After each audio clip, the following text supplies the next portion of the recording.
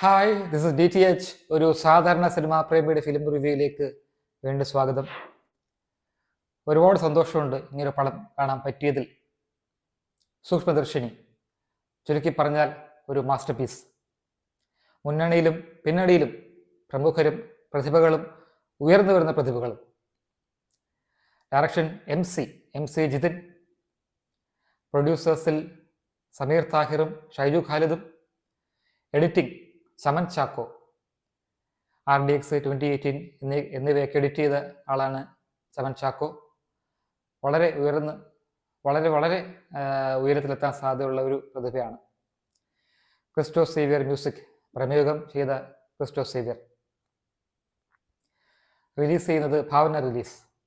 ഫാത് ഫാസിൽ, ഷൈജു പുഷ്കരൻ, ദിനേഷ് പോത്തൻ്റെ ഭാവന റിലീസ്. അഭിനയിക്കുന്നത് face off പോലെ അഭിനയിക്കുന്നത് ബേസിലും നസ്രിയും. നസ്രിയുടെ കൂടെ എക്സ്ട്രീംലി ടാലൻ്റ് ആയിട്ടുള്ള പൂജ മോഹൻരാജ്, അഖില ഭാർഗവൻ. ഇതിൽ കൂടുതൽ എന്ത് വേണം? ഹൈപ്പിനും അപ്പുറത്ത് പോയൊരു പടം. ഇത്രയും ഹൈപ്പ് ഉണ്ടായിട്ട് പോലും എൻ്റെ എക്സ്പെക്റ്റേഷൻസിന് മേളിപ്പോയ പടം. തുടക്കം ഞാനിങ്ങനെ കാണുമ്പോൾ ഒരു പടം ഓക്കെ, ഒരാൾ ബേസിലിൻ്റെ കഥാപാത്രം ഇങ്ങനെ സ്ഥലത്തേക്ക് തിരിച്ചു വരുന്നു, അവിടെ താമസമാകുന്നു. ഒരു ഇൻട്രൂഡേഴ്സിനെ ഇഷ്ടപ്പെടാത്ത ഒരാൾ, അത് പൂച്ചയാണെങ്കിലും കുടുംബമാണെങ്കിലും ഒരുപക്ഷെ ട്രെയിലറിൽ കണ്ടു കാണും. അങ്ങനത്തെ ഒരു വാശിക്കാരൻ ദേശിക്കാരനൊക്കെ ഒരു മനുഷ്യൻ. അങ്ങനെ ഒരു കുടുംബാന്തരീക്ഷത്തിൽ നടന്നു പോകുന്ന ഒരു പടം പോലെ തുടങ്ങിയ പടം ഓരോ അരമണിക്കൂർ കഴിയും തോറും പടത്തിന്റെ ലെവലിങ്ങനെ എലിവേറ്റ് ചെയ്ത് പോകുമായിരുന്നു. ഞാൻ ആലോചിക്കുന്നത് എങ്ങോട്ടാണ് ഈ പടം പോകുന്നത്?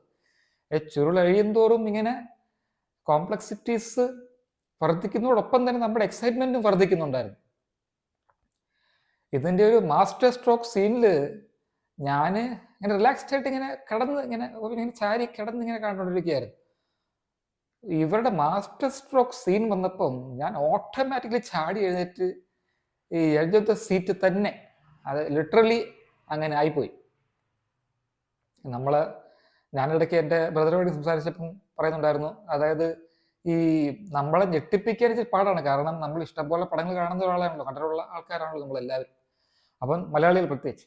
അപ്പം നമ്മളെ ഈ ഞെട്ടിപ്പിക്കുക എന്ന് പറയുന്നത് അത്ര എളുപ്പമുള്ള കാര്യമല്ല.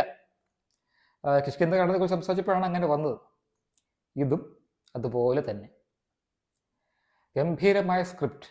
3 പേര് ചേർന്നാണ്, MCയും അതുലും ലിബിനും ഒക്കെ ചേർന്ന്.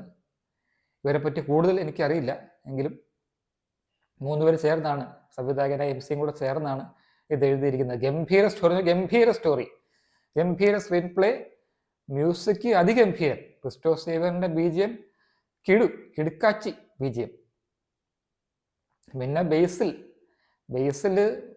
ഒരു സൂപ്പർ സ്റ്റാർ പദവിയിലേക്ക് എത്തി എന്ന് തന്നെ പറയാം. കാരണം സൈഡിൽ കൂടെ ഒക്കെ വന്നുകൊണ്ടിരുന്ന ബേസിൽ ഇതോടുകൂടി, ഈ ഗംഭീര പ്രകടനത്തോടു കൂടി ശരിക്കും അതായത് നമ്മുടെ ഏറ്റവും മുൻനിര നായകന്മാരിൽ തന്നെ ബേസിലിനെ ഏറ്റവും ടോപ്പിൽ തന്നെ ഉൾപ്പെടുത്തേണ്ടി വരും. ഇതിൽ സിദ്ധാർത്ഥ് ഭരതനുണ്ട്, മെറിൻ ഫിലിപ്പുണ്ട്. അങ്ങനെ നല്ലൊരു സ്റ്റാർ കാസ്റ്റാണ്. നേരത്തെ പറഞ്ഞല്ലോ, മുന്നണിയിലും പിന്നണിയിലും ഗംഭീര ടാലൻറ്റ്. ഇതിൻ്റെ അകത്ത് പൂജ മോഹൻരാജ് ഇറക്കിയൊരു സീനുണ്ട്. കോളിംഗ് ബെൽ അടിച്ചിട്ട് എന്താണെന്ന് പറയുന്നില്ല, പക്ഷെ കോളിംഗ് ബെൽ അടിക്കുന്നൊരു സീനുണ്ട്. അത് ശരിക്കും ചിരിച്ചുപോയി. പൂജയുടെ ടൈമിങ് ഗംഭീരം.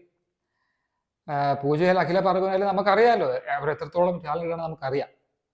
അത് ഇവർ നല്ലപോലെ എന്നത് ഉപയോഗിച്ചിട്ടുണ്ട്, അവർ നല്ലപോലെ ചെയ്തിട്ടുമുണ്ട്. ഇതിൻ്റെ ഏറ്റവും വലിയ ഗുണമെന്ന് വെച്ചാൽ ഇതിൻ്റെ അകത്തൊരു അമാനുഷിക കഥാപാത്രങ്ങളൊന്നും ഇല്ലായിരുന്നു. പിന്നെ നസ്രിയുടെ കഥാപാത്രമാണെങ്കിൽ പോലും അമാനുഷികമായ കാര്യങ്ങളൊന്നും ചെയ്യുന്നു. നമുക്ക് എല്ലാവർക്കും ചെയ്യാൻ പറ്റുന്ന കാര്യം മാത്രമേ നസ്രിയും ഇതിൽ ചെയ്യുന്നുള്ളൂ. കൂടുതലൊന്നും ഞാൻ പറയുന്നത്, കാരണം എന്ത് പറഞ്ഞാലും സ്പോയിലറായി പോകാൻ സാധ്യതയുണ്ട്. പക്ഷേ നിങ്ങൾ ട്രെയിലറിൽ കണ്ട രീതിയിൽ പോകുന്നതാണ് നല്ലത്. ഞാനും ആ ഒരു രീതിയിലാണ് പോയത്.